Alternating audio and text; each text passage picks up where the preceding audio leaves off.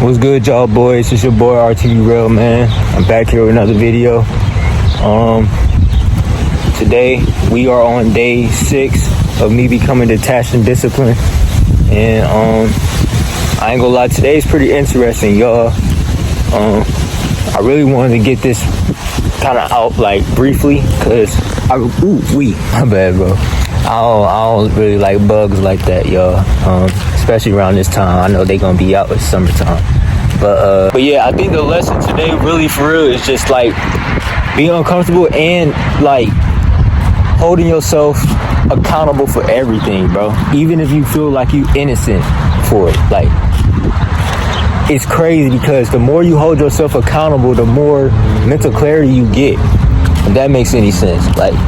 You don't blame everybody else for like whatever problems that is going on. You basically blame yourself. And the more you blame yourself, the more you start to realize like, okay, what can I do to have this not happen again? Like, or let's just say you're in a situation where it's just like, okay, I'm in a situation where I don't need to be in right now. Like, this is a bad situation. You know what I'm saying? Like, why am I in this situation? If you blame yourself for that situation, you're holding yourself accountable. And that's basically what discipline is all about. And if you want to get deeper about this, like, I don't know if y'all, religious and everything, but I believe in God and Jesus Christ. I'm a believer in Jesus Christ for sure. And one thing I will say is this. Jesus was the most disciplined person to ever walk this earth. Why do I say that? Because he held himself accountable. And what I mean by that is like, okay, he was innocent for his doings. Like, he basically died and got crucified for our sins, right? But people, like, they blamed him. Like, you feel what I'm saying? Like, they were just on him for, like, no reason. Like, he was just completely innocent. He was doing miracles and everything. He even saved this guy's ear. This guard was about to cuff him up. And then, I guess one of his disciples sliced off his ear and he healed his ear back on. And they still arrested him. And on top of that, they crucified him. Like, they killed him for that. Like, you feel what I'm saying? And he still had so much discipline and so much love for people that he basically told his father to forgive them for that. You feel what I'm saying? Even though he was completely innocent. I can look at that as comparison to my situation. Like, I feel like I was innocent for it, but I still held myself accountable for that problem. You feel what I'm saying? It's like, damn, like, okay, I'm in this situation. This is my fault. You feel what I'm saying? Like, this is completely like my fault. I should have avoided this situation. Like, it was something I could have done to avoid this situation. You feel me? If that makes any sense. And just continuously hold yourself accountable. And that takes a lot of discipline, y'all. So that's basically all I wanted to say. Is just hold yourself accountable and just do the things that you know that needs to be done, bro. And even if it's so uncomfortable, if it's something that you're not used to, then it's good. You feel what I'm saying? It's good. You need to get out your comfort zone and you just need to lock in. That's all I wanted to say. But I'm about to go work out again. Make myself more uncomfortable, I guess. No, not I guess, but I'm actually just about to make myself more comfortable. I'm about to just do some more workouts, just show y'all, demonstrate some workouts that y'all can do to help build your discipline. Even when you're upset or you were in a situation that you were like, damn, like, why am I in this situation? Like, you feel what I'm saying? If you're mad about something, don't never let your emotions take over you, bro, because that's very dangerous. So, and I know from experience, so it's good that I'm actually about to go in there and about to motherfucking work out, because like I said, that's mental clarity for me as well. I don't know about for y'all, but that's what that is for me. So, and yeah. What's up, boys? So I had to just change my shirt and everything. We about to start on this workout though. I'm about to be using this chair. Y'all see it? Yep, this chair and these dumbbells to work out with. And we about to get right into it, man. And I'm gonna show y'all step by step of what type of workouts y'all can and y'all cannot do, because I know some beginners, y'all cannot use those y'all can't use these type of workouts. I mean, you could try, but you will probably wind up hurting yourself. You know what I'm saying? So I suggest you don't do it. But I'm going to do it because I've done it a little bit longer and it's uncomfortable for me, but I can do it though. You know what I'm saying?